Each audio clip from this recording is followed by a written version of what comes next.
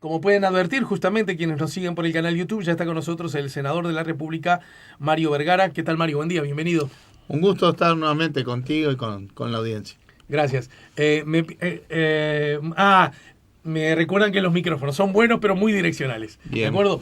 Bueno, arriba de la mesa yo comentaba exactamente hace una semana estabas... No, porque fue después del mediodía. Iba Sí, a a decir, las iniciando 3 de la la interpelación. tarde, sí. Bueno, pero estabas en... Pará, una cosa, pará que tengo la curiosidad. A esta misma hora, la semana pasada, ¿no? Sí. Es decir, estamos a 3-4 horas de que arranque la interpelación. ¿Estás nervioso? Decime que sí. Sí, claro. ¿Verdad claro. que sí? No, lo que hay es tensión, o sea, hay tensión, hay estrés, ¿no? De siempre estar puliendo la primera intervención tiene que ser muy preparada, ¿no? Y es una intervención larga, duró más de una hora. Che, Mario, pará, ¿y cómo se prepara una intervención de un miembro interpelante? Con equipo, acumulando información, acumulando ideas, reuniéndonos para ver un poco dónde poner el eje, dónde poner el énfasis. La verdad que trabajamos un excelente equipo y bueno, ahí haces un esquema y después hay ayuda también para redactar un poco. Y hay un trabajo de lo que podríamos llamar, porque una cosa, a ver si voy bien rumbeado, mandámelo vos. Sí, si no. dale. No seas maula, dale. No, digo porque justamente esa era la palabra que estábamos más temprano aludiendo con... Bueno, la cosa es así. Yo, como miembro otra cosa, ¿cómo se resuelve aquí en un partido, en el caso del Frente Amplio? En diálogo en la bancada. Pero es verdad eso que trascendió, que la barra alguna del MPP y Cacciani en particular, como ha dicho algún senador del gobierno, se quedó enhebrado de que vos No, yo jamás diría eso. Obviamente el nombre de Daniel también se manejó como una posible interpelante y la bancada entendió que bueno, correspondía que la hiciera yo, pero sin mayores dramas. ¿Y cómo es eso? Curiosidad pura. Porque en realidad el peso electoral, por decir algo, del MPP es más grande. Claro, pero es todo un proceso político en el que uno evalúa también. O sea, no empezamos a discutir de cero todo el tiempo esto, sino todo el tiempo haría la misma persona la interpelación en todos los temas. El MPP, por supuesto, tiene un peso importante y ha hecho ya unas cuantas interpelaciones, ¿no? Sí. Charles interpeló a Heber, Lucía Echeverry, pero también se sopesa ese tipo de cosas, ¿no? También, claro. Es parte de un equilibrio que no se mide con reglas, sino que se mide más o menos intuitivamente y que todo el mundo respete. ¿Y hay posibilidades de que, por ejemplo, en un contexto un senador, una senadora, diputado o diputada, diga, bueno, yo quiero interpelar, yo quiero que llevemos a este tema al Parlamento en formato de interpelación y yo quiero ser el miembro interpelante? Y que de alguna manera entre todos haya de que buenísima la idea, buenísima la propuesta, pero mira que no sos vos el apropiado. Y bueno, todo puede pasar. ¿Cómo se maneja eso? No me ha tocado vivirlo. No me ha tocado vivirlo. Pero no es tan loco suponerlo, ¿no? No, pero yo quiero patear el penal. Igual creo que las cosas van en orden. O sea, primero se discute si se llama o no se llama, si se llama a comisión o a comisión general o a interpelación. Y creo que de la propia discusión y también hay como ceder un poco la derecha a los compañeros que integran las comisiones respectivas, ¿no? Yo qué sé, era natural, por ejemplo, que quien interpelara en su momento a Salinas fuera Daniel Olesker, no solo porque había sido ministro de Salud, sino porque también integra la Comisión de Salud del Senado. Charles lo hizo con Heber cuando el tema del puerto. En diputados, bueno, tuvo Gerardo Núñez, Lucía Echeverry, Betiana Díaz. O sea, ha habido una distribución ahí y va un poco por también quienes integran las comisiones. Yo en particular integro las dos comisiones relevantes en esta interpelación, que es la de Asuntos Internacionales y Seguridad y Convivencia. Y a propósito de ese tema y de los secretarios interpelados, ¿podríamos decir que son en un top 5, en un máximo de 5, y quizás menos, los dos ministros que en cualquier gobierno son los más importantes? Mirá, hay una lógica clara de cuáles son los ministros de Estado, ¿no? Porque después tenés ministerios más bien sectoriales, ¿no? Pero los ministros de Estado claramente son Defensa, Interior, Cancillería y Economía. Son los 4 ministerios de Estado. Si vos ves, incluso, es medio ridículo lo que voy a decir, el orden del número de los incisos, o sea, cómo se ordenan los ministerios, esos son los primeros 4. Ajá. Por lo tanto, uno puede verlo en esos términos y sí, Cancillería y Ministerio del Interior son 2 de las principales carteras de todo gobierno. Supongamos que llega un señor que habla español pero que vive en Polonia y es polaco y habrá que explicarle la situación de por qué citaron a los secretarios de Estado a la interpelación y cuál fue el resultado de la misma, ¿no? Podría decirse que el asunto central es que a un ciudadano que ha cometido y comete delitos, crímenes, el gobierno del Uruguay le permitió un documento que paradójicamente provocó que el hombre continúe en libertad. Prófugo. Peor que en libertad. ¿Habló? ¿Vos escuchaste una voz también? Sí, habla en la computadora. Mirá, es maravilloso. Es maravilloso. ¿Qué intercallaste? Mirá, lo primero que seguramente no entienda es por qué se le dio, porque explicaciones los ministros, explicaciones convincentes no dieron. Ellos, primero, déjame refrasear la presentación. Acá el Estado uruguayo le dio un pasaporte en condiciones inusuales a un narcotraficante que estaba siendo investigado a nivel internacional y que estaba preso en un país por querer entrar con un pasaporte falso. Y es un proceso complejo que involucra decisiones políticas. Los ministros trataron de convencernos de que era un mero trámite administrativo, porque había un decreto que los obligaba, y que se trataba de un ciudadano uruguayo, un jugador de fútbol que viaja por el mundo. Incluso hasta diciendo, porque a fin de cuentas en noviembre, ¿quién sabía quién era Marcet? O sea, realmente estábamos como hablando en dos planos, en 2 mundos diferentes. ¿En noviembre se sabía quién era Marcet? Por supuesto. En primer lugar, quedó todo claro en la interpelación. Ya en el mes de mayo del año pasado hay intercambio de información con las autoridades paraguayas sobre Marcet. En septiembre Marcet cae preso en Dubái por querer entrar con un pasaporte paraguayo falso y eso salió en todos los medios de prensa. Y en todos los medios de prensa internacionales y locales estaba todo el prontuario delictivo de Marcet. Incluso te acuerdas que se empezó a acuñar esa idea del PSU, del primer cártel uruguayo, ¿verdad? Eso. Entre septiembre y noviembre hubo consultas de parte de drogas a los 2 ministerios que involucró intercambios, el ministro le llamó averiguaciones sobre Marcet. El ministro Heber habló de averiguaciones, pero que involucró a los 2 subsecretarios, al subsecretario de Interior, Maciel, y a la vicecanciller Hachi, en 2 oportunidades. Y además en noviembre estuvo la famosa reunión en que la vicecanciller recibe al abogado de Marcet, a Balbi, y el tema es la valija diplomática en la que se suponía viajaría el pasaporte a Dubái. O sea que se estaba hablando del caso sin duda. O sea, no es absolutamente imposible de reconocer que las autoridades obviamente conocían el caso de Marcet, la situación de Marcet. Los gobernantes dicen que sí. No siempre lo dijeron, pero... A lo largo es que quedó tan evidente que... Porque dicen, ¿quién sabía quién era Marcet en noviembre? Y cuando queda claro todo esto que estoy diciendo, dice, bueno, no es que no supiéramos, es que... El argumento, digamos, que termina sosteniendo el gobierno... Es que hay un decreto del 2014 que algo así como obligaba. Nos sentimos obligados. Pero no es cierto. También en nuestra larga intervención inicial dejamos en claro que el decreto del 2014 de ninguna manera obligaba al gobierno a expedir un pasaporte. Porque hay artículos en el propio decreto. Ahí se quedó, viste, el gobierno quedó jugando con eso de si se pedían antecedentes acá o afuera. Acá que decían, con el decreto del 93 esto no hubiera pasado. Cosa que es falso, porque si ellos aplican el mismo criterio... O sea, el decreto anterior. Exacto, que era del gobierno de la calle Herrera, que ahí decía, sí, bueno, está bien, le pedís antecedentes acá y afuera, pero ellos mismos dicen que pidieron igual antecedentes a Interpol a nivel internacional y que no había ninguna orden de captura. O sea, que con el decreto del 93 hubieran actuado igual. O sea, que es falso que cambiando el decreto cambiaba la situación. Pero además, vuelvo a lo que estaba diciendo. El decreto del 2014 ni por asomo obliga al gobierno a expedir un pasaporte.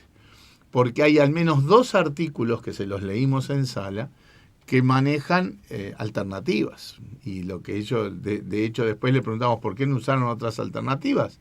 ¿Por qué hicieron esto en vez de poder, que podían haber hecho otras cosas? Una es el artículo 34, bueno, no importa, que lo que te dice es que si hay un uruguayo en el exterior que está a punto de ser expulsado, le podés mandar un documento válido por un solo viaje de retorno a Uruguay. Y era el caso de Marcet, porque Marcet justamente tenía la urgencia del pasaporte para evitar la deportación. Lo dice él mismo en las escuchas telefónicas de las autoridades paraguayas de las llamadas que hizo Marcet desde Dubái, que ese era su objetivo. De hecho, él intentó documentación en Bolivia, en Paraguay, no la obtuvo y termina obteniendo el pasaporte común, válido por 10 años de Uruguay. Ese era un artículo que le hubiera permitido al gobierno actuar diferente. Es decir, que el gobierno pudo, en efecto, de alguna manera, sin dejar de cumplir el decreto vigente... Claro, esto lo dice el decreto. No te doy el pasaporte, te doy un documento para poder sacarte de ahí y venís para acá. Y después vemos. Pero después hay otro artículo todavía más claro, el 48, que dice que ante circunstancias imprevistas, los ministerios resuelven. O sea, les asigna la responsabilidad y la discrecionalidad para operar. Sobre estos dos asuntos, ¿qué contesta nada, el gobierno? Nada. Ellos lo que dicen es el decreto nos obligaba y lo siguió diciendo el presidente. Pero el presidente también después lo dijo. Claro, exacto. porque no pueden reconocer. Nosotros le preguntamos en las preguntas iniciales, ¿no hubo ningún error? ¿Todos lo hicieron bien? Y la respuesta de ellos es, sí, todos lo hicimos bien. ¿No había margen para actuar distinto? No, pero si le leímos el artículo 34 y el 48. No hay ningún espacio para la autocrítica, ni siquiera con el diario del lunes, que sabemos que este pasaporte fue funcional a que hoy el narco esté fugitivo de la justicia internacional. No hubiéramos actuado de la misma manera. Es muy preocupante. Ni siquiera reconocen que este episodio erosiona la imagen del país a nivel internacional y erosiona la confianza de la ciudadanía. Dicen, no, para nada, nos dicen. O sea, eso nos preocupa más incluso que discutir la aplicación del decreto, el enfoque de que ahí todo lo hicieron bien, que no importa el resultado lamentable que tuvo esto, que es que hoy un narcotraficante anda suelto por el mundo, digamos, y Uruguay, de hecho, fue funcional a eso en la expedición del pasaporte, que eso erosione la imagen del Uruguay. El artículo 48 además se basa en el espíritu de un principio de la Comisión de Derechos Humanos de Naciones Unidas, que dice que ningún país está obligado a otorgar un pasaporte a cualquier persona que lo solicite y que incluso es válido denegarlo con causa fundada. Vaya si acá había situaciones imprevistas, situaciones peculiares. No todos los días la Cancillería recibe la solicitud de un pasaporte de un narcotraficante que está siendo investigado en una investigación internacional donde participa el Ministerio del Interior con la DEA, la Organización Antidroga de Estados Unidos, con las autoridades paraguayas, y que además está preso por querer entrar con un pasaporte falso. Vayamos a eso porque el gobierno no puede esgrimir que no supiera que Marcet era un narcotraficante. De ninguna manera. Y que además estaba siendo investigado. Y que además estaba preso. Pero incluso hagamos el otro escenario. Supongamos que su buena fe, digamos, fue traicionada, que no estaba eso en el radar. Bueno, ahí tiene que echar a toda la gente de comunicación del gobierno, porque esto salió en los portales, en los medios de prensa, a nivel internacional, a nivel nacional, y tiene que echar a toda la gente que estuvo en contacto con las autoridades paraguayas y la DEA intercambiando información, y tiene que echar a los subsecretarios que se juntaron 2 veces sobre el caso Marcet entre septiembre y noviembre. O sea, no esa hipótesis está lejana. No puede existir una hipótesis que esté subyacente en este sentido. Mirá, todo indica, y yo lo hago en este lenguaje, sin ofender a nadie, bueno, todo indica que no es trigo limpio, ¿tá? Todo indica, pero la verdad, el peso de la ley y del decreto vigente nos obliga, porque si nosotros no damos esto, corremos el riesgo de que por fallas en el procedimiento vayamos por lana y salimos trasquilados, ¿no? Si el decreto fuera así, obligara, se puede discutir. Pero el decreto no obliga. Tal como lo acabas de decir. Exacto. Otro asunto que a mí me parece, porque vos señalabas la importancia que estos hechos pueden tener desde la perspectiva internacional, que coincido que la tienen. Hasta el presidente Petro, ¿no? Sí. Hizo un comentario. Bueno, hizo además otra cosa que es todavía una dimensión, para mi gusto, más terrible aún de este individuo, y es que mandó matar a un fiscal. Porque eso está acusado de haber mandado matar en Paraguay a la persona que le dio el pasaporte falso. Schwarzman o algo así. Sí, en Colombia lo mataron. No, este es en Paraguay. Y además el fiscal Pecci, que estaba de luna de miel en Colombia. Sí, exacto. Bueno, lo que quiero decir es, supongamos, hagamos un simple ejercicio, hasta ingenuo si querés, de que no supiéramos nada. Y en efecto, desde la perspectiva de Uruguay, yendo a socorrer a sus ciudadanos, hay una sensibilidad y un interés que a mí me resulta saludable. Uno de los nuestros necesita ayuda. ¿Qué le pasó, jefe? No estoy pudiendo salir del país. ¿Por qué no está pudiendo salir del país? X país. Porque entré con un pasaporte falso. ¿Y por qué está preso, jefe? Porque tengo un pasaporte. Necesito que me den el pasaporte para salir. ¿Cómo no? Ya se lo doy. Perdón. ¿Y el suyo dónde está? No lo tengo. ¿Pero y cómo hizo para entrar? Entré con otro. ¿Es ciudadano de otro país? No. Resulta que entré con un pasaporte falso. Esto que acabo de decir, ¿no frenaría a cualquiera para decir... Mira, tanto es así, que los profesionales del servicio exterior que estuvieron involucrados en el tema, que acordate que tuvieron que ir a la cárcel a tomarle las huellas, la firma, la foto, ¿no? Solicitaron sistemáticamente instrucciones, porque eran conscientes de que era un caso excepcional, de que no era un trámite administrativo común. En un momento Bustillo dice, no, es un tema de trámite administrativo común. ¿Cómo va a ser común si este caso de común no tenía nada?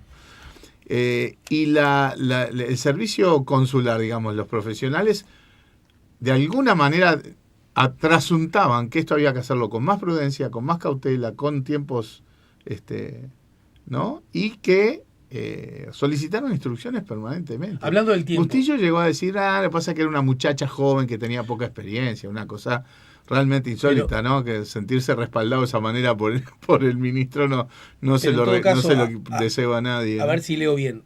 La muchacha joven de poca experiencia aplicó como el sentido común, ¿no? Es decir, estaré bien. Es lo que faltó en todo este proceso, sentido común. Claro. ¿No hay ninguna explicación a eso? No. No la hay. No. Porque acá yo veo que hay una... Lo único que en lo que se parapeta el gobierno es en que el decreto los obligaba, y eso era claramente falso. Decreto del gobierno de Mujica, ¿no? Sí, insiste mucho en eso. Sí. Que además también... Porque de paso hay que echarle la culpa a los gobiernos anteriores, ¿no? Es parte del paquete. ¿Cuáles habrán sido las motivaciones por las cuales el gobierno de Mujica... Seguramente Mujica pensó en Marcet, que 8 años después iba a estar preso en Dubái. Supongamos que no tanto. No tanto, porque eso sería... Yo te digo, yo me acuerdo de esa discusión un poco. Y el tema es que vos tenés decenas de miles de uruguayos. O sea, ¿por qué se pone el foco en los antecedentes en Uruguay? Que además se dice antecedentes judiciales, el decreto no se dice causas abiertas.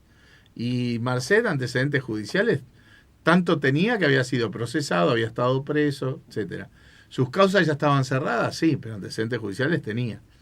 Pero, en todo caso, ¿por qué en el decreto del 2014 de alguna manera se pone el foco en los antecedentes en Uruguay y no tanto en los países de residencia de la gente? Porque tenés decenas de miles de uruguayos que viven ilegalmente en otros países. ¿Qué le estás diciendo al tipo que vive en Estados Unidos que vaya a la policía local a pedir un certificado de conducta cuando la persona está ilegal allí, ¿no? O sea... Yo creo que la discusión del decreto en aquel momento pasaba en buena medida por ese punto y nada tiene que ver con estas circunstancias. Volviendo al tema, hay un hecho, porque Mario, nosotros que justo hablábamos de la palabra maula, que la entendemos porque somos de años parecidos. Y porque leíamos Patoruzú. Exacto, otro dato que agregaste. No necesariamente porque hayamos ido a la misma escuela, ¿no es cierto? De la Marianoya. No sé. Pero en todo caso, a mí hay algo que me obsesiona justamente porque uno es hijo de su tiempo más que de sus padres, y es cualquier connotación que pueda desprestigiar al sistema político y su funcionamiento. Porque además ya lo vivimos eso. Es triste, eso hay que cuidarlo. Uruguay tiene que cuidar eso como el oro. la reputación, la credibilidad, tanto a nivel de la comunidad internacional como a nivel del vínculo con la ciudadanía. Estamos hartos de ver países que lamentablemente erosionaron sus vínculos con la gente. Sí. Y realmente han tenido derroteros muy tristes desde el punto de vista político, desde el punto de vista social. Incluso algo que se habló en la interpelación. Acá nosotros no estamos poniendo el foco de que acá haya connivencia del narcotráfico con el gobierno o que el narcotráfico haya penetrado las estructuras del Estado. No es eso. Y ojalá que no lo sea nunca. Y todos tenemos que prevenir y velar para que eso no pase. Porque lo vemos en otros países de América Latina y es un espanto, ¿no?, que el narcotráfico haya penetrado la institucionalidad. Pero justamente es necesario alertar con este tipo de casos para que esas cosas no pasen. Y en ese contexto, ¿qué explicación se da a un hecho que luce, por decir lo mínimo, muy excepcional? Y es que una viceministra de Relaciones Exteriores se reúna con un abogado. Primero, yo no sé, yo supongo que debe haber una cierta trazabilidad de las reuniones que vos que fuiste ministro, la verdad que no lo sé. ¿Se da cuenta de si uno se reúne con y bueno, no digo en el boliche de la esquina? Hay una agenda, pero en todo caso, la reunión, mira, nosotros, la viceministra lo que dice es, sí, es cierto, yo me reuní con Balbi, lo que pasa que nos conocemos de Nacional, Balbi, ¿sí? Pero él solo fue, yo le di la reunión, y él solo me preguntó la fecha de la valija diplomática. Yo le dije que acababa de salir, que el pasaporte no había viajado en la valija y que la próxima valija demoraba más o menos un mes. Y quedó por ahí. Nosotros preguntamos, ¿es usual que las autoridades políticas reciban abogados de personas que solicitan pasaportes en el exterior, personas que están presas en el exterior? ¿Y cómo siguió el diálogo? ¿Terminó ahí? O sea, realmente el rol de la viceministra... ¿Pero hubo una respuesta a esas cosas? No. Y yo recuerdo que la viceministra, yo siempre hablo con la verdad y a quienes le moleste mala suerte, una cosa bárbaro, así. Que ella haga una reivindicación de sus valores y sus principios, perfecto. Pero respuesta a lo que se le preguntó no dio. Es más, a partir de ahí surge este mecanismo alternativo por el cual nosotros le llamamos pasaporte express, porque el delivery fue express. El delivery fue express porque en vez de ir en valija diplomática, como van prácticamente todos los pasaportes al exterior... Es lo habitual, digamos. Exacto. Se habilitó eso de que un apoderado retirara el pasaporte de la Cancillería y lo mandó, bueno, según trascendió, por un familiar directo a Dubái.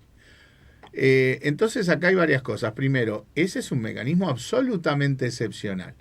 ¿No pasa nunca? No es cierto que no pasa nunca. Pero dio cifras el canciller, dice, no, en el año pasado eso hubo en 30 casos. Y nosotros dijimos, 30 en 9.707 pasaportes emitidos. O sea que estamos hablando de menos del 0,4% de los casos. Si es menos del 0,4%, ¿no es excepcional? ¿No es inusual? Esos 30 casos... Y además, le decimos, esos 30 casos, ¿eran narcos investigados, presos en el exterior? Definitivamente no. Esa era la pregunta. O sea, es imposible que ellos argumenten que, bueno, esto se hace. No, ni se hace porque es 30 casos en casi 10.000 y seguramente no en circunstancias como estas que tendría que tener todas las luces amarillas, las alertas prendidas, ¿verdad? Antes de la interpelación, trascendió ahí por redes este nuevo hábito al que nos hemos acostumbrado, una fotografía de vos con presuntamente Marcet, ¿verdad? Sí. Con un claro objetivo de desacreditar claro. Desde varias miradas, ¿no? El asunto. Eso quedó incluso por una organización que... Sebastián Ibarra, que no es Sebastián Marcet, es un gran compañero que incluso trabaja en la puerta de la casa del Frente Amplio, ahí en La Huella, y que además estaba ahí en la interpelación, estuvo todo el rato ahí en la interpelación. En barras ahí, en la barra, sí, no. Me parece que capaz luce un gorrito de la 90, ¿no? Era una camiseta de la 90, no, o sea, bien. Cualquier parecido también, con Marcet, ni en lo físico, ni en la vida, ¿no? Y en todo caso... Una persona honrada de trabajo. Pero otra de las cosas que también vi en redes fue una supuesta transcripción de unas escuchas en donde Marcet, Sí.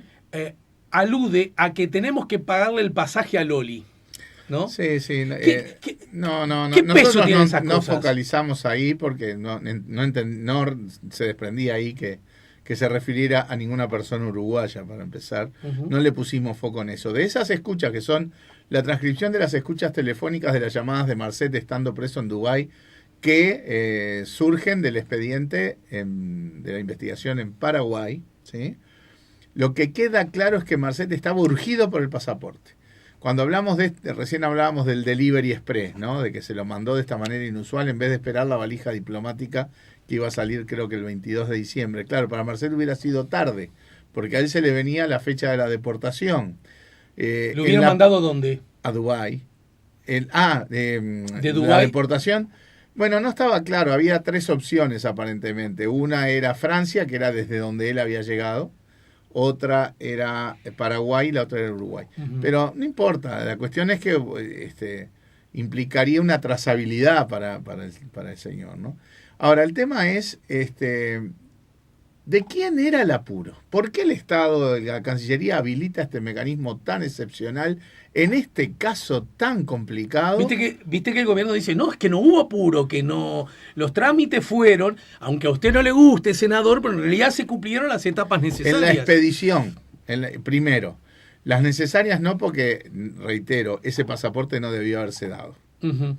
Nosotros no decimos que se apuró estrictamente el proceso de expedición, pero el delivery tenía que haber, si hubiera sido en trámite normal, el delivery llevaba a fines de diciembre y llegó a fines de noviembre.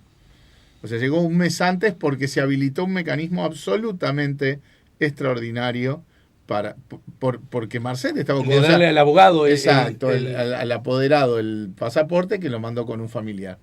Y acá el asunto, la pregunta nuestra es, ¿cuál era la urgencia del Estado uruguayo? ¿Cuál era el interés del Estado uruguayo de que esto se hiciera de esa No, pero de manera? pronto el Estado uruguayo te puede decir, no, ninguna urgencia. Nosotros bueno, no tenemos entonces, ninguna. Le dijimos, tenés que esperar un mes. Y el apoderado Bueno, del pero eso compatriota es dice, ¿saben qué? Démelo antes que yo se lo lleve. Ah, bueno, tomá, ya, encárgate vos. Podría ser ese el argumento. No es que O sea, nosotros... no veo ningún argumento ahí, simplemente describís un proceso, pero además te reitero... Pero que no teníamos eso razón para demorarlo. Si eso solo... No lo estás demorando, el trámite normal en todo caso era mandarlo por valija diplomática cuando correspondiera. Cosa que pasó en el 99,7% de los casos de los pasaportes emitidos el año anterior. O sea, reitero, esto se dio en casos excepcionales, 30 en 9.707 pasaportes. Y bueno, que explique, digo, yo creo que la ciudadanía naturalmente requiere una explicación de ¿sabes eso. qué? No veo que lo que tú decís sea una explicación, vos solamente describís lo que pudo haber pasado. Pero el interés del Estado ¿A mí me estás uruguayo, diciendo? claro, Ah, no, bueno. y estoy hablando contigo. No, pero lo estoy diciendo en el marco del posible razonamiento que te pueda... Estoy respondiéndole a esa hipótesis, digamos. No, más bien, no. A lo que digo es, la urgencia no era del Estado uruguayo, la urgencia era del narco que quería evitar ser deportado, dicho con sus propias palabras en la transcripción de las llamadas telefónicas. Pero esa transcripción entonces es fidedigna, es adecuada. Bien, solo Sí. bien. En ese contexto entonces hay otro asunto que luce como muy excepcional. Pará, déjame retroceder un casillerito. Que viste que son tantas las No, dimensiones, son tantas porque tiene imponente. dimensiones, dijiste. Sí. Justamente lo que tiene es muchas dimensiones más allá de la, llamémosla así, historia, peripecia, anécdota. Tiene muchas dimensiones. Porque sabés que vos sabés, porque nos veíamos cada tanto, cada vez que ibas vos, en esta boca es mía se insistía cada vez que había una interpelación.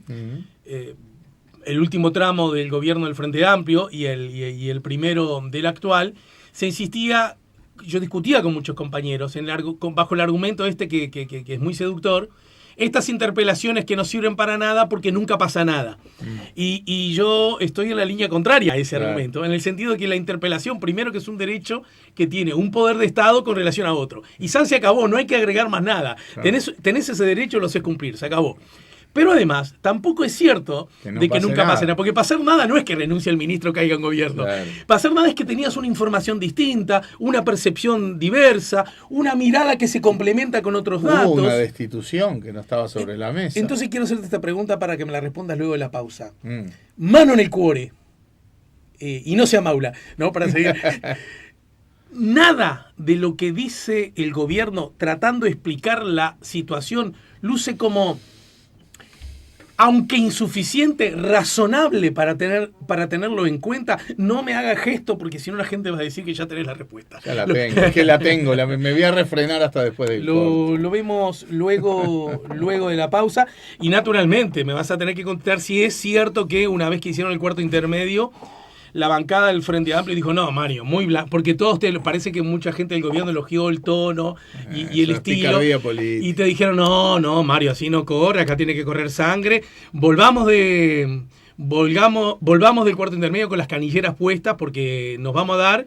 Y fuiste muy blandito. Quiero saber si en efecto eso fue lo que ocurrió, entre otras cosas luego de la pausa, ¿sí? Muy bien. Estamos con Mario Vergara, estamos poniendo la mañana en camino.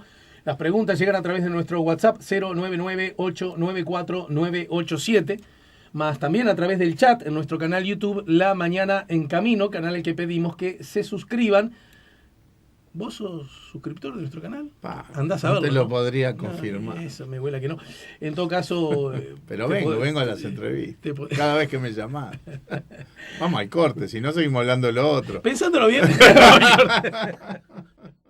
Aquí lo tienen, seguimos escuchando la propuesta musical del día de hoy, doble y bien diversa, porque por un lado Michael Jackson, que nació el 29 de agosto del 58, y Charlie Parker, que suena ahora mismo aquí en La Mañana en Camino, que el emblemático saxofonista referente del jazz, que nació 102 años atrás. ¿Alguna, Mario Vergara, alguna predilección por Michael Jackson o Charlie Parker? A mí el jazz sobre todo no me logra... entiendo que a mucha gente lo emociona y demás. Ese jazz así puro y duro, le reconozco el virtuosismo, pero no tengo cultivado mi gusto por el jazz. Michael Jackson creo que ha sido una figura excepcional, ¿no? Que generó su propio personaje, tanto en el canto, en el baile, ¿no? En el estilo. Pero es un artista del cual me gustan algunas canciones puntuales. No sería capaz de escucharme 2 horas de Michael Jackson, pero hay algunas canciones que realmente creo que son puntos muy altos, ¿no? Black or White, Heal the World. Esa es mi acercamiento a estos 2 artistas. ¿Cuándo cumplís años vos? 4 de mayo. Y el 4 de mayo, si alguien quisiera regalarte un cassette. Un CD. Somos el cassette. Somos del cassette, ¿no? Sí.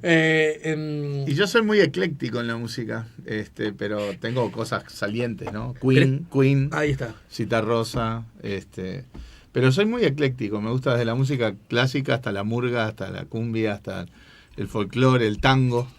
El rock, el pop, por supuesto, ¿no? La música popular. Nuestra generación estuvo bastante... Casi todo, para algunos será una herejía. A ver. Casi todo menos la ópera, que tampoco logro cultivar. Es un tema mío, ¿no? Sí.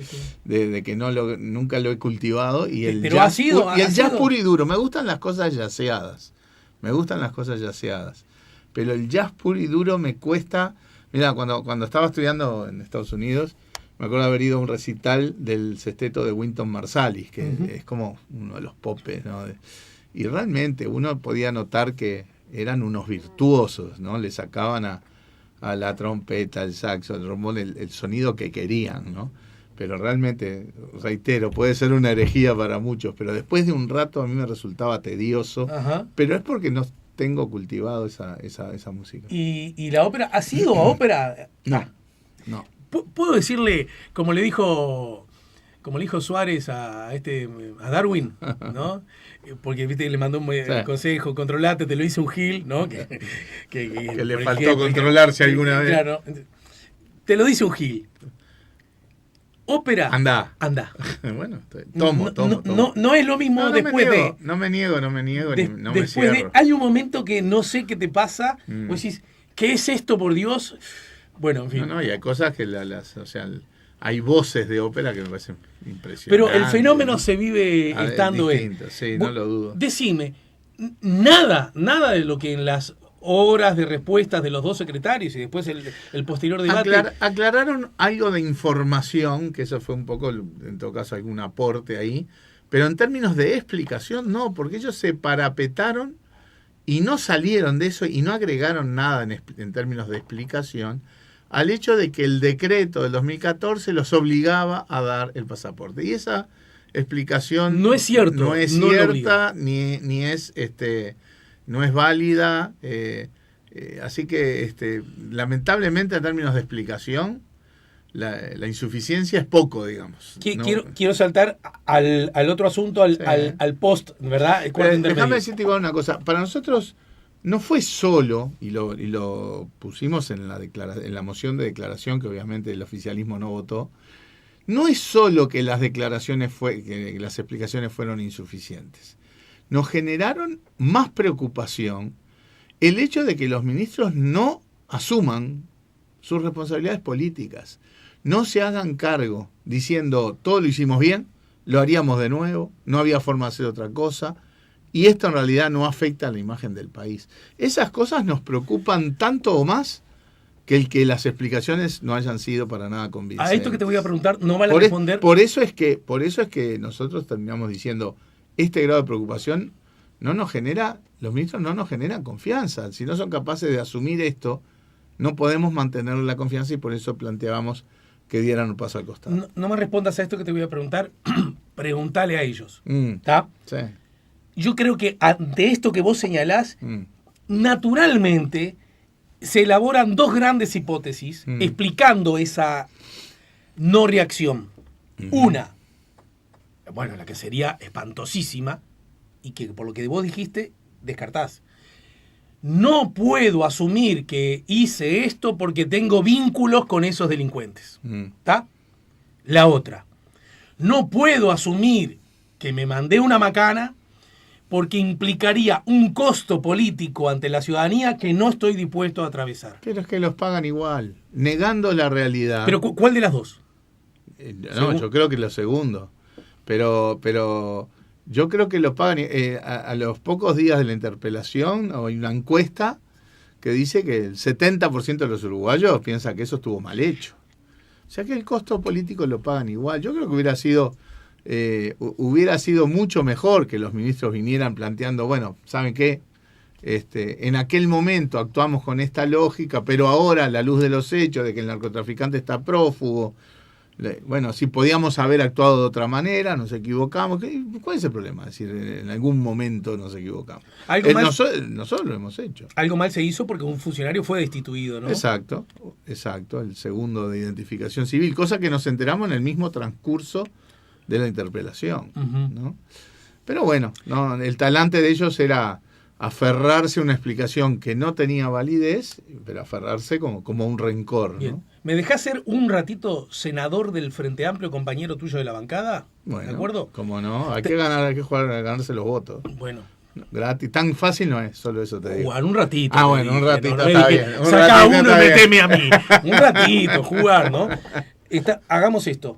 Viene el cuarto intermedio. Ya se vislumbra el tono de cuál va a ser la reacción de los gobernantes, ¿no? Ya se escuchó la primera respuesta, digamos que fueron 2 horas, ¿no? 1 hora cada ministro. Una respuesta que, al decir del miembro interpelante, lo acaba de suscribir, sí. No da brazo a torcer acerca de que no hubo irregularidades, que no se cometieron error y que todo exclusivamente depende del famoso decreto firmado por Mujica. O sea, nosotros estuvimos bien, el que estuvo mal fue el Frente Amplio. Te lo dice ese compañero senador. Sí. Mario, muchachos, vamos a cambiar el tono de la interpelación luego, porque como es obvio que no, yo estoy jugando, ¿no? Sí. Nos están tomando el pelo, nos están cara de póker, no, vamos a ir a la segunda parte de la interpelación poniendo las cosas en su lugar y que la gente sepa que cometieron error y esto no se lo vamos a dejar de cobrar políticamente. ¿Pasó eso o no pasó? Ahí hay que entender lo que es la dinámica de una interpelación. En una interpelación vos tenés que ir, por supuesto, bien preparado para toda tu intervención inicial. que donde tenés todos los elementos centrales que son para cuestionar lo que por algo lo llamaste. Y después tenés una larga respuesta, que en este caso al ser 2 ministros tuvieron 2 horas para dar la respuesta, y uno inmediatamente ahí tiene que dar la réplica, la primera réplica. Y ahí tenés varias limitaciones. Primero, absorber la cantidad de cosas que te dicen en 2 horas, de manera inmediata. Incluso en el camino aparece la destitución de este hombre. Y además hay una cuestión sí de tono, que uno no puede arrogarse el derecho de definirlo individualmente. Hay un tema que pasa por una conversación de bancada. Entonces, yo creo que hay que ser un poco cuidadoso en esa réplica, también no sea cosa que vos le erres al tono de lo que la bancada haría. Por lo tanto, hay una primera réplica que es más hacia lo formal, que es más hacia marcar que no hay respuesta, ¿no? Ahora, obviamente, después se pide un cuarto intermedio y ahí se analiza con más detenimiento y colectivamente el tenor de las respuestas de los ministros. En donde ahí queda claro que, que hay que pisar un poco más el acelerador en términos de marcar que las respuestas no son satisfactorias, que nos preocupa que no asuman la responsabilidad política. Después el resto, eso fue lo que pasó, y después el resto es un tema de estilos de cada uno. Pero ¿no? entonces ni otros ¿estás se pueden descartando vestir, sí, que hubo un explícito cambio de timón en cuanto al tono, la energía y el trato? Es en los términos que te lo acabo de plantear. Lo que hay es una evaluación con más tiempo y colectivamente de lo que habían sido las respuestas, y sí decir, bueno, vamos a ir hasta un poco más allá en el sentido de apretar un poco más el acelerador, porque y fue lo que pasó después, ¿no? Pero después está en el tono y las formas y el estilo de cada uno, ¿no? Ni yo me voy a disfrazar del estilo de otro, ni otro se va a disfrazar de mi estilo, ¿verdad? Cayani diciendo que huele a podrido, por ejemplo. Bueno, yo no comparto ese tipo de formulación si uno no tiene más elementos, ¿verdad? Pero él tiene ese estilo y es lo que sintió que tenía que decir. Obviamente, ahí no era un tema de posicionamiento político, es un tema de opinión y de estilo de cada uno. Porque hay una insinuación. Ojo, nosotros dijimos, en otro estilo decimos, la ciudadanía tiene suspicacias con esto. Y las suspicacias solo se aventan con buenas explicaciones. Y acá no hay buenas explicaciones. Es una forma de decirlo que es diferente a la otra capaz que es más efectista, pero yo creo que es más riesgosa desde el punto de vista político, porque uno también tiene que mantener los cuidados institucionales. Yo creo que nosotros no digo que sea lo que haya hecho Cayani, ni mucho menos, pero nosotros no puede ir ahí a decir, ustedes están vinculados al narco. Nos huele que no, porque ni tenés elementos para decir eso. Eso dicho así no dije que fuera lo que justamente aclaré que no era. Sí. Lo que te quiero decir es que de repente son estilos de las cosas. Yo me siento cómodo con mi estilo. Creo que la gente me desconocería si yo actuara de otra forma. Pero ¿no? ¿Hubo una especie de explícito o implícito reproche o observación a tu estilo y la forma en que llevaste adelante la...? No. Porque después lo que son operetitas de prensa. Porque apareció en un artículo, en la bancada, hubo gusto a poco y cosas por el estilo, pero después fue desmentido por los legisladores nuestros, ¿no? Eso no había sido así. ¿Pero que fue invento de los medios o de ese medio en particular? No. Mira, te digo la verdad, en general las operaciones de prensa no surgen de la nada. En general alguien le comenta cosas a un periodista, ¿verdad? Exacto. Y está bien, cada uno puede tener su opinión. Pero, y los periodistas tomarán lo que les sirva para hacer también en función de... El propio Mujica hizo comentarios. Pero lo de Mujica esto va es una pelotudez de los uruguayos. En la dirección totalmente contraria a eso, ¿no? No, lo de Mujica va en la dirección del gobierno.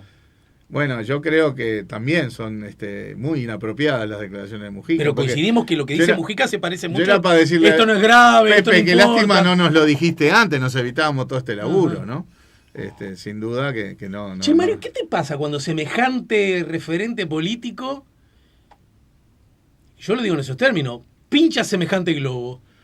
Y bueno, es decepcionante, sin duda, pero además creo que que uno tiene que valorar el esfuerzo enorme que hizo la bancada entera, ¿verdad? Para identificar y preparar esto. Después se nos dice que nosotros no somos lo suficientemente duros. Después se nos dice que somos ahora del lado del gobierno, que somos el palo en la rueda, cuando en realidad, en lo que va del gobierno, llevamos, por ejemplo, menos de la mitad de las llamadas a sala, a comisión general o a interpelaciones a los ministros, de lo que se llevaba en los 3 gobiernos anteriores a esta altura del partido. O sea, vienen palos para acá, palos para allá, pero por suerte también vienen gratificaciones, reconocimientos de la gente. Hemos recorrido pocos días después de la interpelación el día del comité, que estuvimos en 9 comités ese día, y después estuvimos en el interior, que realmente hay un reconocimiento fuerte de compañeros, de compañeras, de la ciudadanía en general, sobre el trabajo que hicimos en la interpelación. Porque en el fondo, vuelvo a decir, el 70% de los uruguayos está convencido que este proceso se hizo mal. El entregarle el pasaporte al narco estuvo mal.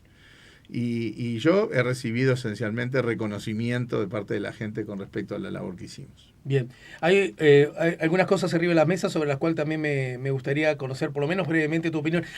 Estaríamos en horas de saber si si hay rebaja o no del precio de los combustibles. La telenovela mensual de los combustibles, ¿no? A ver.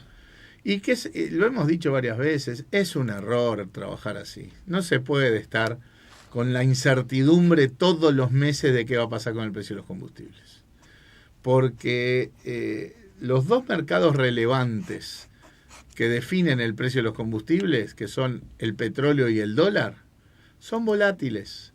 Entonces, estar todos los meses trasladando cambios, porque el precio del petróleo, porque el dólar, es de un grado de volatilidad, de inestabilidad, que se le traslada a la gente, se le traslada a las familias, que tienen que definir cuánto gastar en combustible, y sobre todo a la producción, el productor que no puede planificar su producción porque no sabe cuánto va a valer el combustible en 2, 3, 4 meses.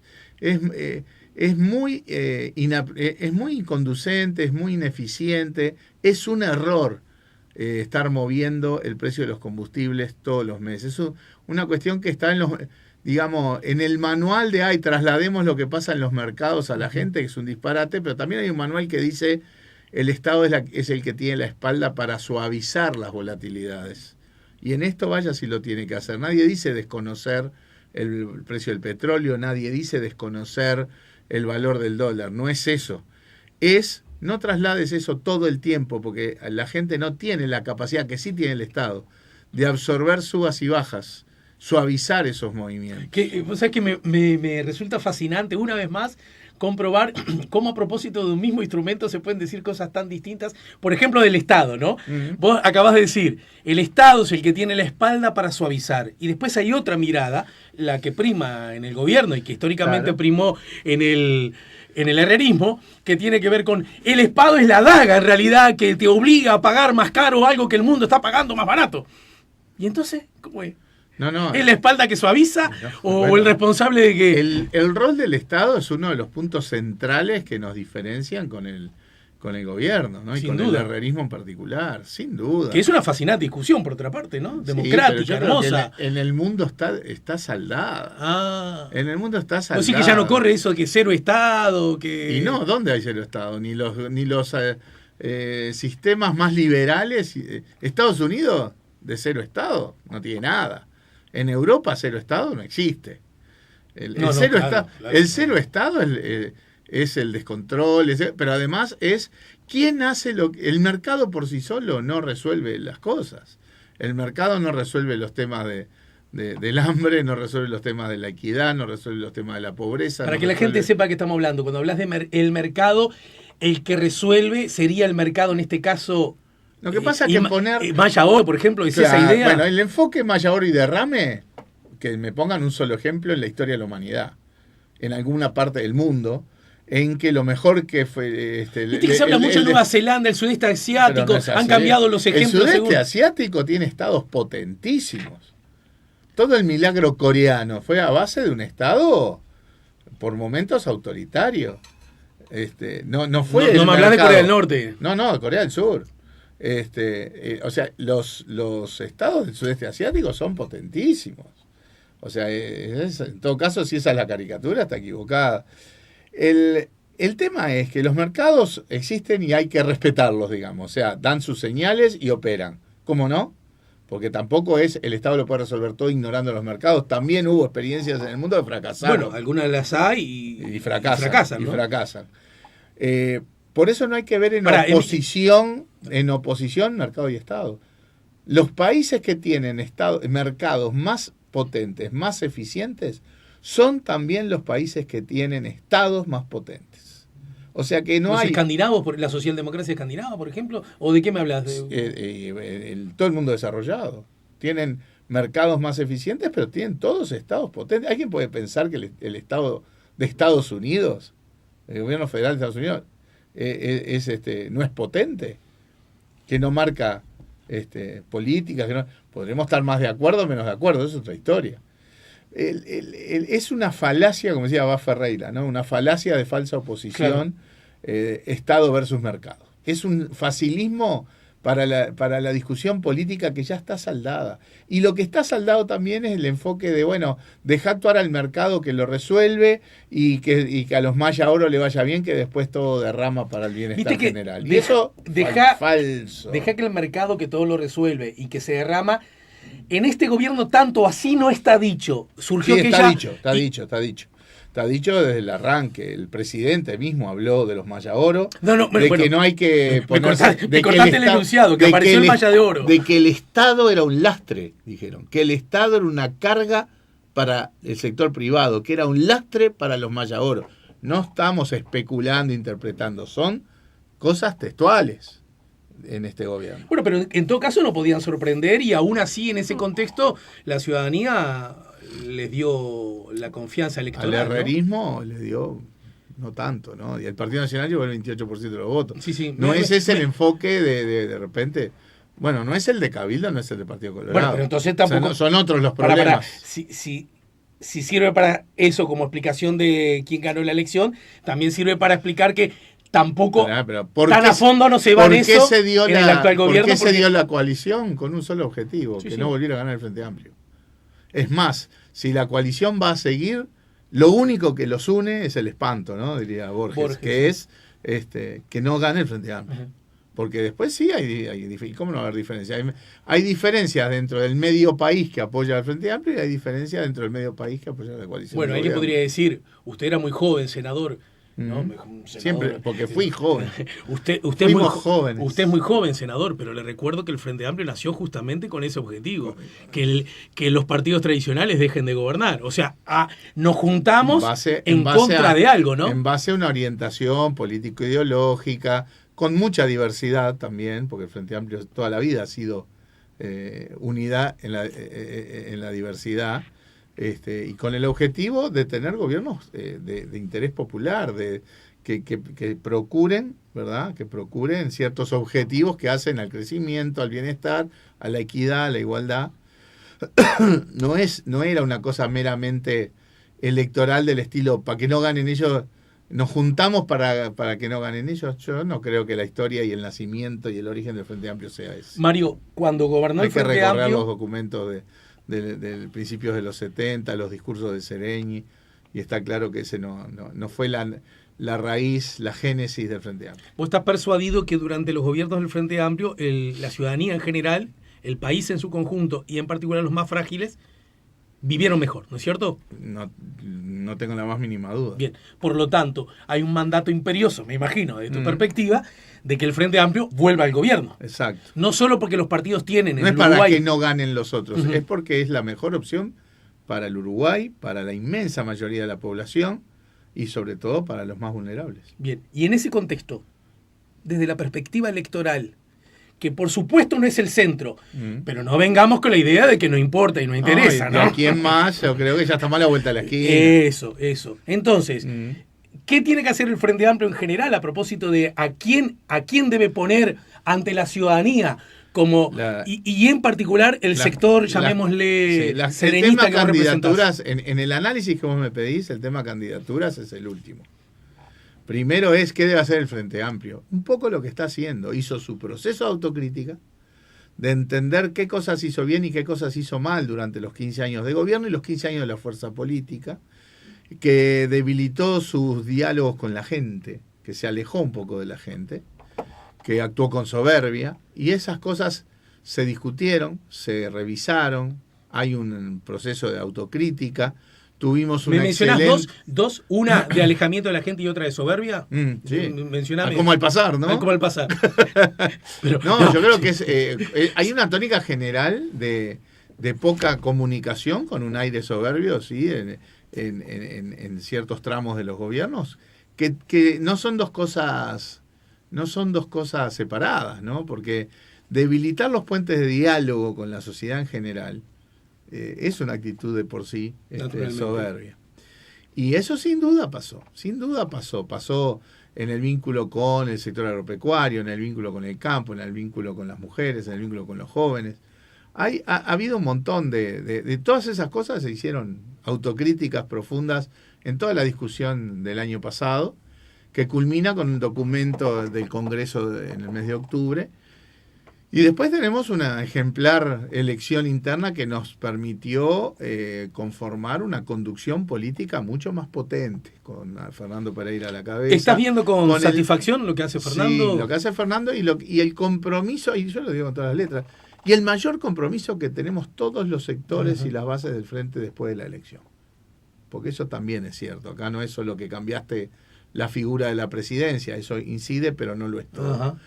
Y después el Frente está mostrando la autocrítica en acción. El Frente Amplio te escucha, es una clara respuesta a esa autocrítica. Salir a escuchar a todos en todo el territorio, tema del interior, pero a todos, a los que piensan como uno, es muy fácil ponerse de acuerdo con el que ya está de acuerdo contigo. Acá salimos a escuchar al que no está de acuerdo con nosotros. O sea, de algún modo el Frente Amplio te escucha, está diciendo... El Frente Amplio te escucha ahora, cosa que hace un rato dejamos de hacer. Exacto, no tengo dudas que es así. Y eso es lo que tiene que seguir pasando.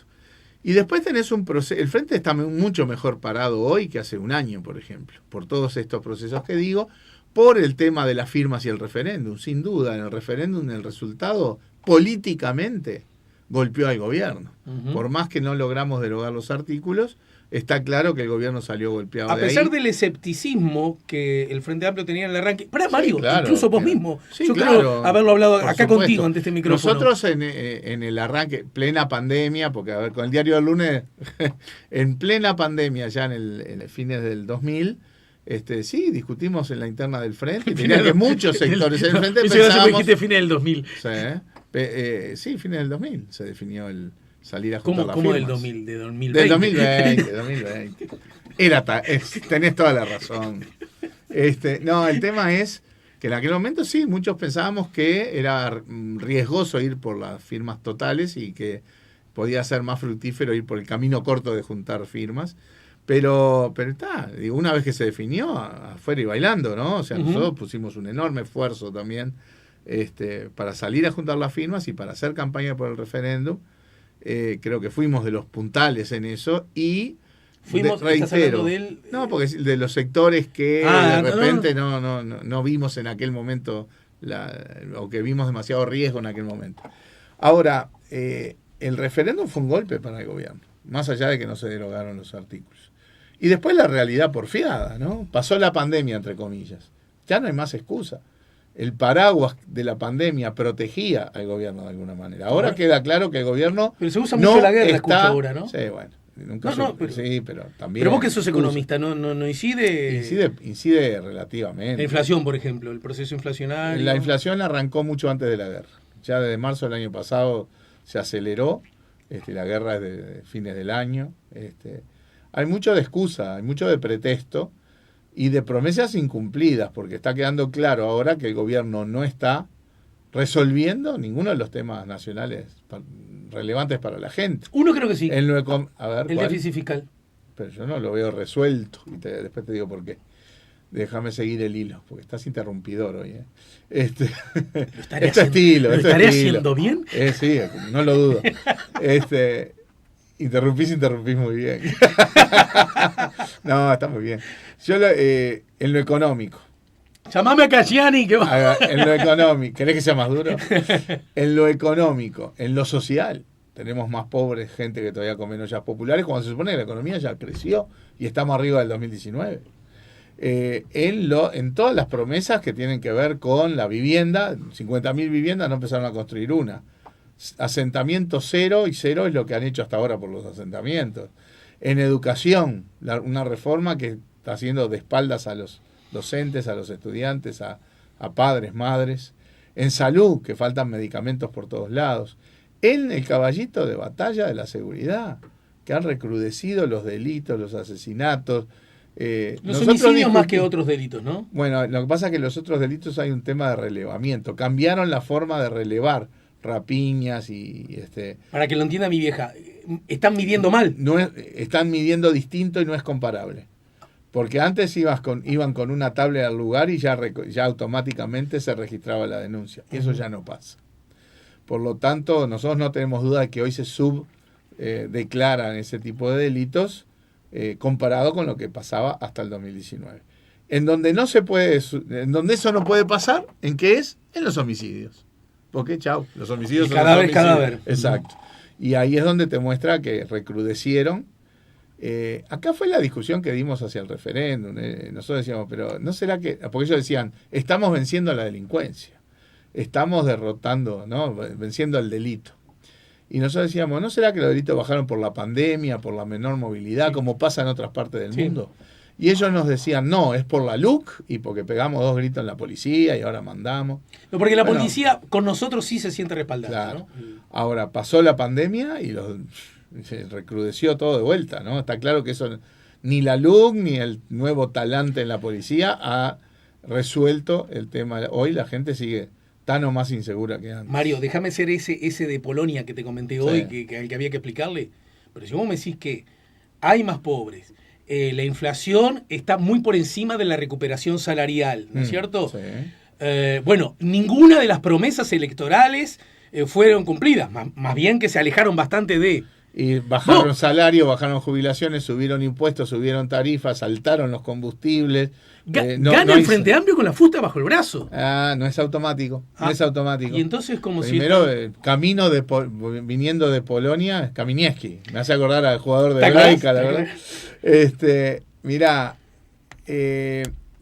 un par de cosas. Primero, está claro que el gobierno está bajando su popularidad. Es notorio en los últimos meses que hay un declive significativo de la aprobación que tiene el gobierno en la sociedad. La calle marca alto igual todavía. Notorio. Bajó 15 puntos en 4 o 5 meses. Notorio. Ahora, como decís, entonces gana el Frente con... No, la respuesta es no gana el Frente con la fusta bajo el brazo. Si el Frente no hace bien las cosas, no tiene ganado el partido. ¿Y por qué te lo digo? Lo dicen también las encuestas. Las encuestas dan una baja significativa del gobierno, pero no dan una alza significativa del Frente Amplio.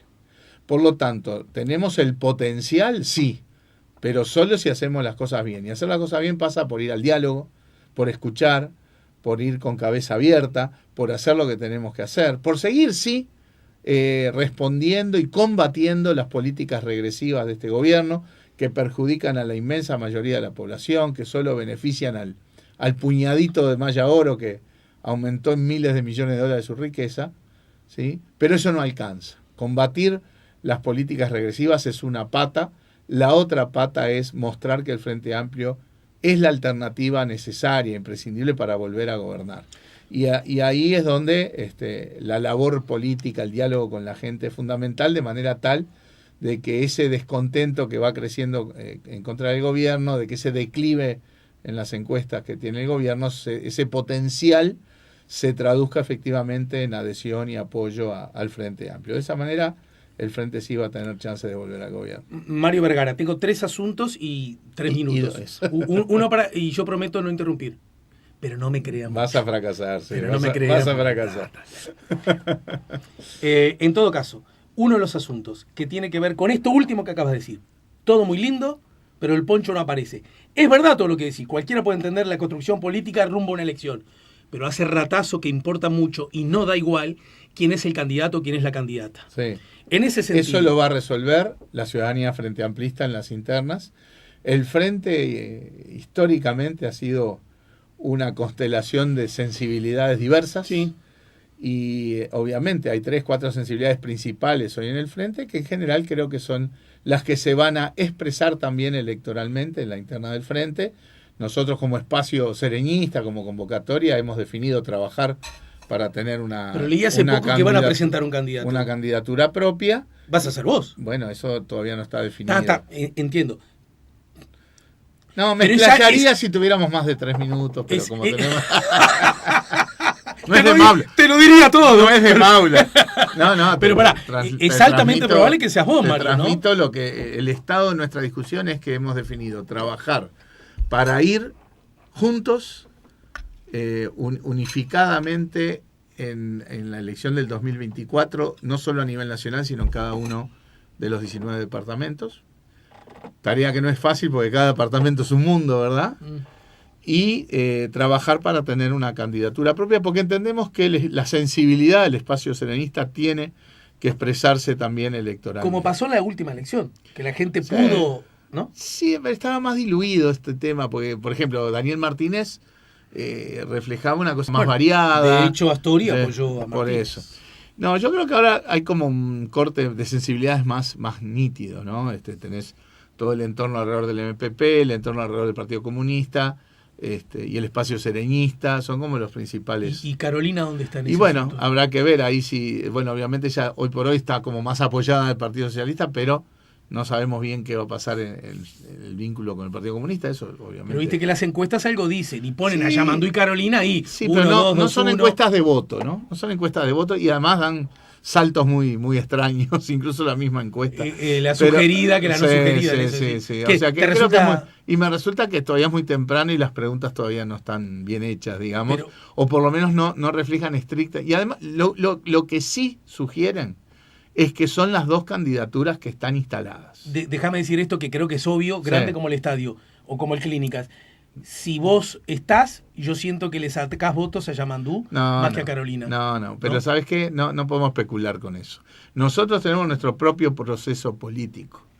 El espacio serenista en el frente se tiene que sentir reflejado. Esa es mi visión. No es ir a la cola del MPP, del PSU, de Carolina, no lo veo por ese lado. Tiene que sentirse reflejado, no especular con que esto es un mano a mano y a ver dónde me ubico, porque ¿qué tiene atrás eso? La idea de apoyar al ganador, esa nunca fue nuestra tónica, de decir, bueno, a ver cuál va a ganar, yo voy ahí, en todo caso para ver si quedo mejor posicionado en un futuro gobierno. La idea de evitar que otro gane. Pero eso tampoco puede plantearse en esos términos. Nosotros no podemos trabajar en lógica de voy a trabajar para evitar que gane tal en la interna del frente. Eso no puede plantearse en esos términos. No es que no haya pasado antes y en otra oportunidad. Tú sentite como sientas.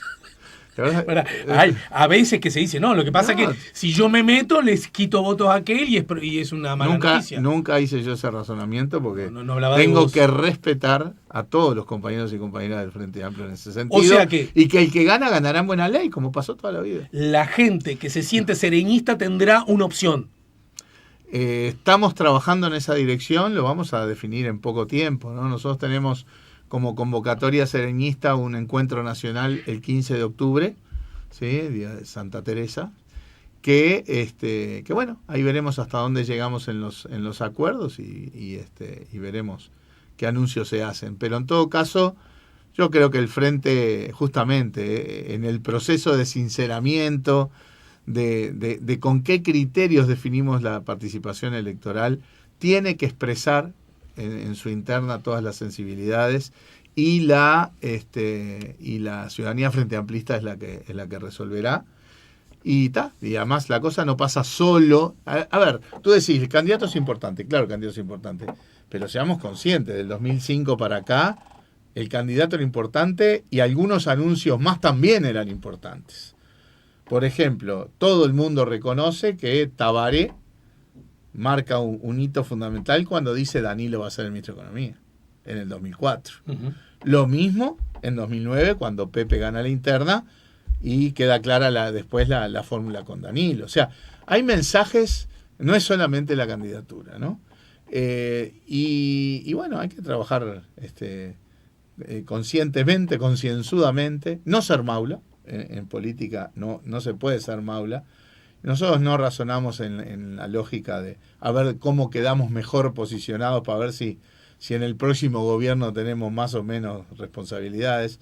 Ese no puede ser nuestra lógica. Estaríamos yendo, digamos, en contra de un enfoque sereñista en estas cosas. Vaya si Sereñi pagó costos por plantarse con sus ideas y con su forma de hacer política, ¿no? Pero esa era la primera, vos dijiste que había 3 temas. En los próximos 2 minutos. Te las dejo para la próxima porque... Entonces no las planteas. No, una, pará, lo que pasa es que me estoy muriendo de la lengua de hoy. Hablando de la soberbia. Sí. No tenés por qué seguirme, obviamente, Mario. Sí. No necesitas que te Pero lo dije yo. O sea, lo de la soberbia lo puse yo sobre la mesa. No, justamente, me agarro de eso que vos señalás. Sí. Yo recuerdo cuando el plenario del Frente Amplio, aquel sábado, se puso detrás de Sendik, cuando se hicieron algunas primeras observaciones, señalando que era todo una opereta.